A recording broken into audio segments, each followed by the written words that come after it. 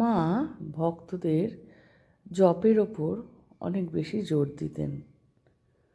মন্ত্র জপ বারে বারে করতে বলতেন মা, ধৈর্য ধরে বসে করতে বলতেন।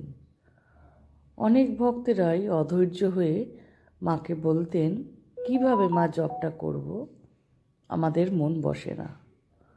অর্থাৎ আমরা সংসারী সাধারণ মানুষ, আমাদের যে কোনো কিছুতেই মন বসাতে গেলে মনের ধৈর্য, স্থিরতা, একাগ্রতা প্রয়োজন। সেটাই অভাব। তাই মা বলতেন মন নির্দিষ্ট করে জপ করে যেতে। মা বলছেন এক জায়গায় এক ভক্তকে, একজন খুব ছটফটে, মা তাকে একটু স্থির হয়ে ধ্যান জপ করতে বললেন। সে বলে, মা মন বসে না তো, কি করব? মা বললেন, ধ্যান না হয় কঠিন, আমরা মেয়ে মানুষ, জপেতেই আমাদের সব হয়।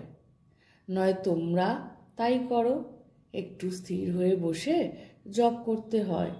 10-20 হাজার জপ রোজ করে দেখো, কেমন মন আপনি নুয়ে না আসে। যদি না আসে তখন বলো।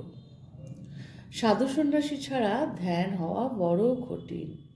তবে পুরুষ মানুষ হলেই হয় না, মনে জোর চাই, বৈরাগ্য হওয়া চাই, নির্বাসনা এবং ভগবানে ভালোবাসা না হলে ধ্যান হওয়া বড় কঠিন।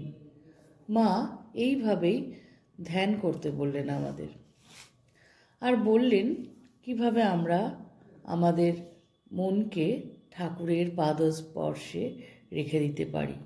মার এই ছোট্ট উপদেশ আমরা আমাদের জীবনেও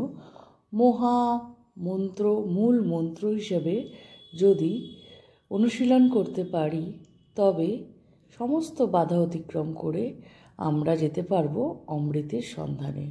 আজকের ছোট্ট ভিডিওটি আশা করি ভালো লেগেছে।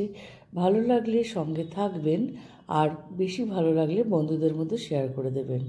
শ্রী ঠাকুর, মা, স্বামীজি, আমার গুরু মহারাজ এবং অন্যান্য মহারাজদের চরণে 100 কোটি প্রণাম জানিয়ে আজকের মতো ছোট্ট ভিডিওটি শেষ করছি। সবাই মায়ের আশীর্বাদে ভালো থাকুন, সুস্থ থাকুন, এই কামনা করি।